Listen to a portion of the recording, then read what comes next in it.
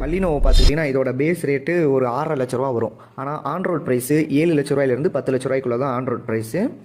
இதோட மைலேஜ்னு பார்த்துக்கிட்டிங்கன்னா ஒரு 22 பெட்ரோலுக்கு கிடைக்கும். சிஎன்ஜின்னு பார்த்தீங்கன்னா 26 கிடைக்கும்னு அவங்க சொல்கிறாங்க. ஆனால் ஆன் ரோடில் நம்ம ஓட்டி பார்த்தோம்னா 20 தான் பெட்ரோலுக்கு மைலேஜ் கிடைக்கும்.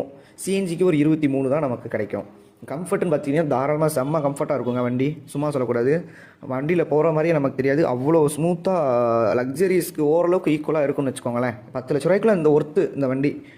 இதோட யூசஸ்ன்னு பார்த்தீங்கன்னா இதை நீங்கள் சிட்டிக்கு உள்ளேயும் தாராளமாக யூஸ் பண்ணலாம், அவுட் ஸ்டேஷன் போகிறதுக்கும் நீங்கள் யூஸ் பண்ணலாம். மந்த்லி நீங்கள் போகிறீங்கன்னா தாராளமாக அவுட் ஸ்டேஷனுக்கு இந்த வண்டி ஒரு பெஸ்ட்டான வண்டி. இது வந்து நீங்கள் டாக்ஸிக்கு யூஸ் பண்ணிக்கலாம், ஓன் போர்டுக்கும் நீங்கள் யூஸ் பண்ணிக்கலாம். டாக்ஸிக்கு நீங்கள் யூஸ் பண்ணுறீங்கன்னா ஓரளவுக்கு பேஸ் மாடலாகவே எடுங்க. அப்போனா தான் உங்களுக்கு ரேட் ஒரு 7 லட்சத்துலேருந்து 8 லட்ச ரூபாய்க்குள்ள முடியும். ஓன் போர்டு எடுக்கிறீங்கன்னா கொஞ்சம் ஃபீச்சர்ஸ்லாம் எக்ஸ்ட்ராவே கேட்டு நீங்கள் தாராளமாக ஃபிட் பண்ணி வச்சுக்கோங்க. ஒரு 9 லட்ச ரூபா வரைக்கும் வரும். இல்லை எங்களுக்கு நான் பேஸ் மாடலே போதுன்னா நீங்களும் தாராளமாக 7 லட்ச ரூபாய்க்கு தாராளமாக நீங்கள் எடுக்கலாம். அடுத்த வண்டியாக நம்ம டிசைர்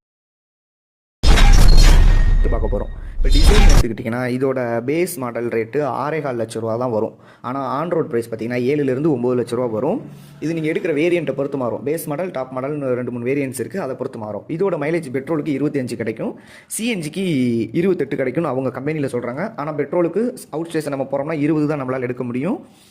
சிட்டிக்குள்ளே சிஎன்ஜி நம்ம பார்த்துக்கிட்டிங்கன்னா ஒரு 25-24 தான் நம்மளால் எடுக்க முடியும்.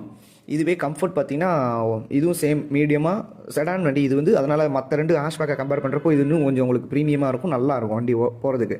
இதோட யூஸ் நீங்கள் சிட்டிக்குள்ளேயும் யூஸ் பண்ணிக்கலாம், அவுட் ஸ்டேஷனுக்கு யூஸ் பண்ணிக்கலாம்.